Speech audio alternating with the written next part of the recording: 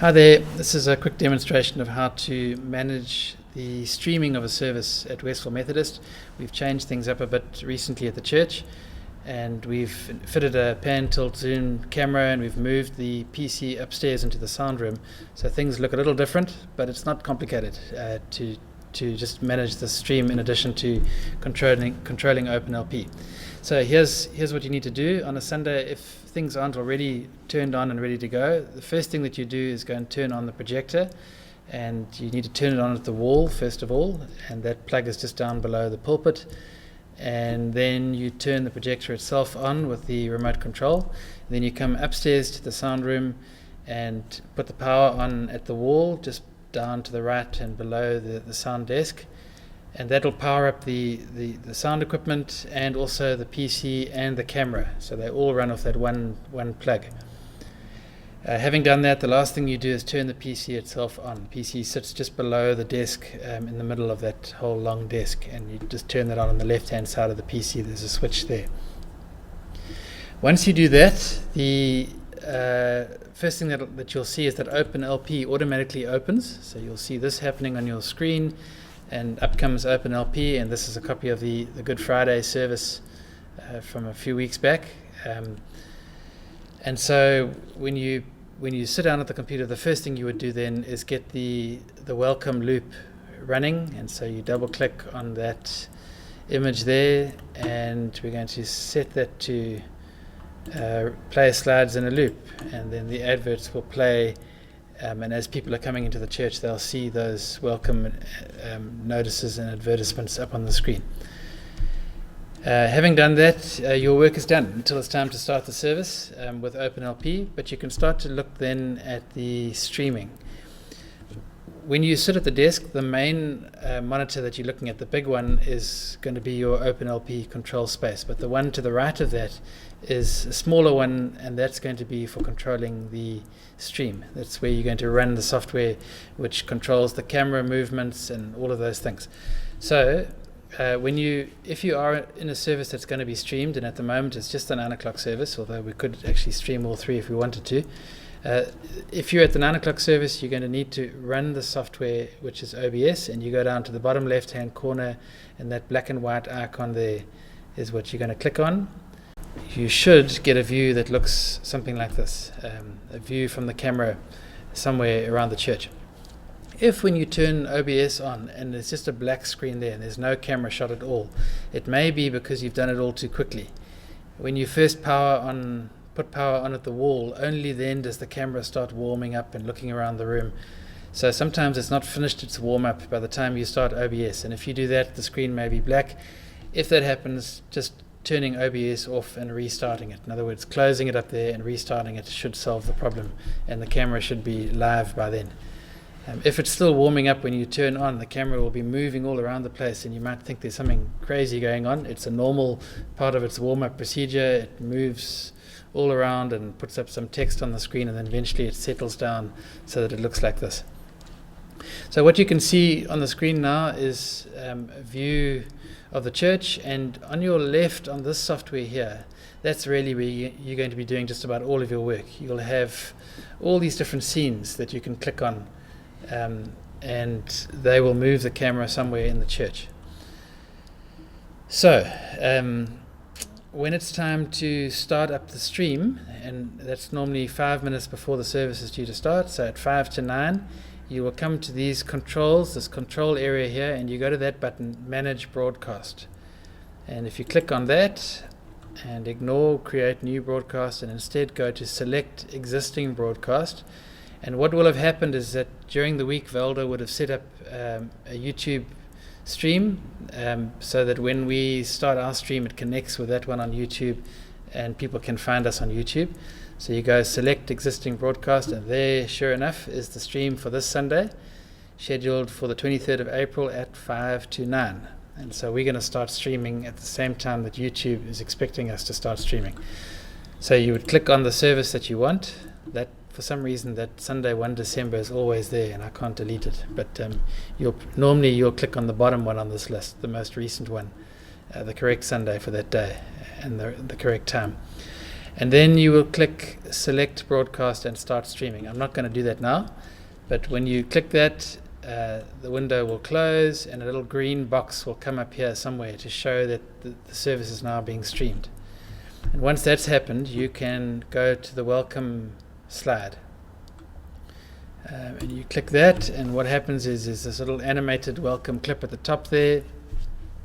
The adverts are showing in the bottom right hand corner here, so people who log in to watch the service will see the adverts, and they'll also get a glimpse of what's happening in the church. They won't be able to hear anything. There's no sound coming through except for the sound linked with this welcome video, which is sort of instrumental music. But it means that for the 5 minutes up to 9 o'clock, they'll be looking at what's happening here, and they'll be able to see the adverts. So that welcome screen runs for as long as necessary until it's time to start the service. And then you're going to press, normally you'll want to get a close-up view of the pulpit. The preacher will come and stand in the pulpit and will greet the congregation. And so you need to be alert to see when that's about to happen, and then you press pulpit close-up, and you'll see the camera will zoom in and show the pulpit. From this point on, you're back to OpenLP, and if the preacher has a call to worship or a hymn or a song, you're going to be controlling it through OpenLP, and as soon as you've got OpenLP where you need it to be, then make sure to look back at the other monitor and say, do I need to change the scene? So, for example, at the beginning of this service, I think there was a call to worship. We fire that up, and you'll see that the call to worship, the words will come up on their own. They appear here. And the preacher would lead through the call to worship. But then if, say, we get to the first song, and let's say there was a worship team leading that song and you want to show the worship team perspective, the words come up automatically, but you might want to say, instead of watching the preacher sing, let's move the camera across to the worship team. So you do that, and the camera then focuses on the worship team. You can leave the camera there for the duration, and remember that all this time you're changing the words for OpenLP, so you probably don't want to do too much moving the camera around. It's hard to focus on too many things at once, but move the camera there. As it turns out, this service, there wasn't a worship team, and so we wouldn't have put the camera there for this because it was just a traditional hymn. We might have wanted to just show the piano for a little while and to show the pianist at the piano, but probably for a traditional hymn you'd want to go to the congregation view and just zoom back, and you can see the whole congregation and they're singing, which is a little more interesting for people at home than just to watch the preacher singing at the pulpit. So those are some of the views I've shown you. If it's going to be a baptism service, which is not that often, but if we do have a baptism, you'll see the words go up to the top of the screen, and that's just so they don't obscure the child being baptized. People would get irritated. So the minister and the parents and the child will be standing there, and that's for a baptism. For a communion service, once the minister goes to the rail, and the society steward, you can move the camera across there, the liturgy will appear there, and you will be able to see people coming up and receiving communion. You've seen the congregation view, and that's something that can be on at the end of the service maybe, just to show who's there. You can use your discretion, you can be a real film director and move things around as much as you see fit. And then lectern, that's really for the evening service, when we bring the lectern out, and I don't know how many evening services we'll stream, but that's available should we need that. Offering is quite a similar shot to this one, slightly back. What should happen once I've got it sorted out is this text should appear and then fade out after a few seconds, and you'll literally just see the congregation standing, the steward bringing the offering up, and the preacher praying for it.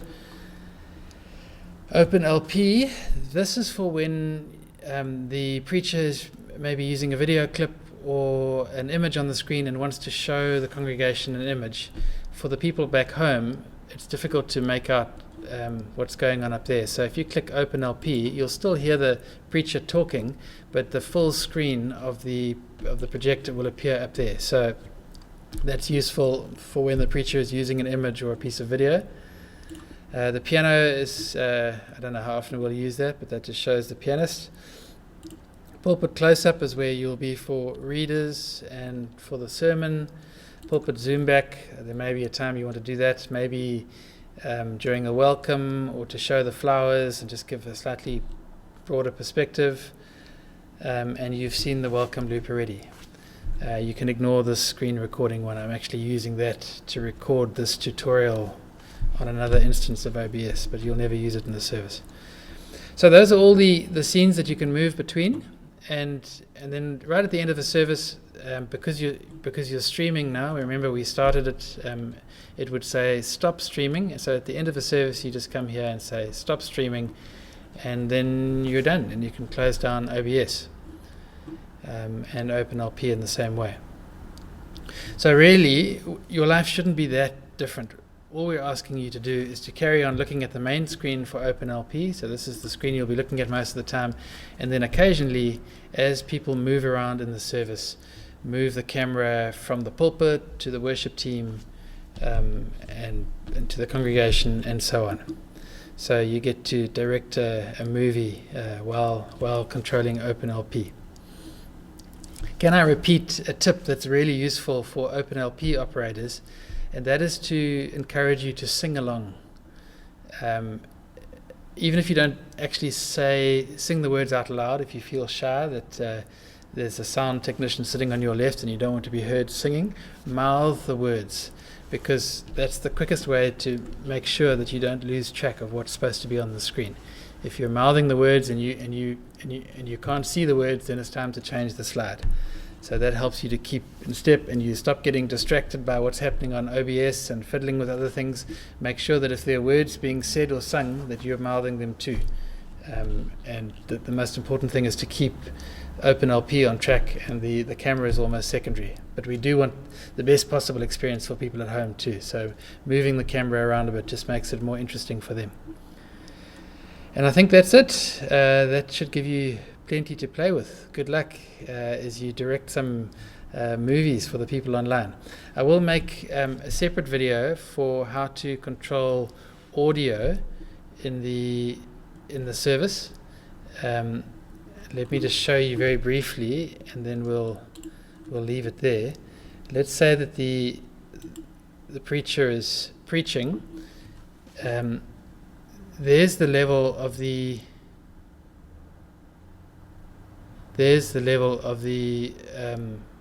no, I've got to show you on this one. So you'll see these lines jumping up and down. This is a bit confusing. There will normally only be a main mix, but at the moment the main mix isn't actually picking anything up. But normally you would have, you could see the level of the sound here. It mustn't go red. So if it's jumping into the red, it's too loud. It should be sitting comfortably like this one is doing, getting right up to the top of the yellow, but never into the red. And then you know that the audio level is about right.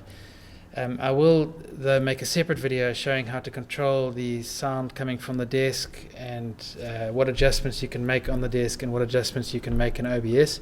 But basically that's where the sound is happening. It will be on this main mix one there. You'll see action there when people are talking in the room. But otherwise, that's it. All the best. Good luck, and thank you for helping us with this.